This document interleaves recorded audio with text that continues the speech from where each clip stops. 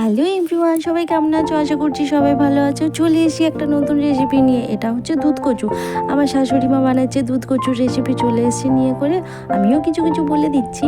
প্রথমে দুধ কচুটাকে সেদ্ধ করে নেওয়া হলো, দিয়ে অনেক জল বেরোবে, দিয়ে জল বেরিয়েও চেপে চেপে নিতে হবে। তারপরে কড়াই গরম করে তেল দিয়ে তাতে কালো জিরে ফোড়ন দিয়ে ইলিশ মাছের লেজ মাথা কাঁচা পাকা লঙ্কা দিয়ে করে পুরো কুচু কুচু কুচু কুচু করে ভেজে নিতে হবে। কুচু কুচু করে ভেজে নেওয়ার পরে অন্যদিকে আমি একটা পাত্রর মধ্যে রেডি করে নেব।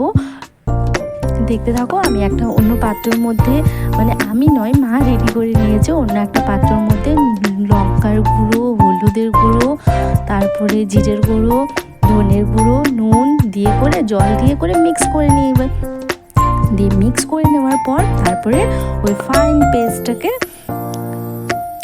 পেস্টটাকে দিয়ে দিবে ওই কুচুমুচু মাছের মধ্যে, দিয়ে মাছের মধ্যে এটাকে সুন্দরভাবে নাড়ানাড়ি করে দিয়ে দিবে।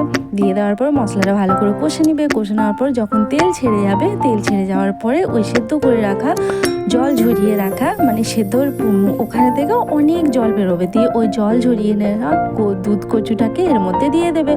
অল্প একটু চিনিও দিয়েছিল। দিয়ে তারপরে ঝরিয়ে রাখা ওই দুধ কচুটাকে এর মধ্যে দিয়ে ভালো করে কষে নিবে, দিয়ে পুরো শুকনো শুকনো করে নিবে। শুকনো শুকনো করে নেওয়ার পর পুরো তৈরি হয়ে যাবে দুধ কচুর রেসিপি। এই রেসিপিটা যদি ভালো লেগে থাকে অবশ্যই লাইক কমেন্ট শেয়ার করে দিও। আর খেতে কিন্তু খুব সুন্দর হয়েছিল, তোমরাও বাড়িতে বানাবে।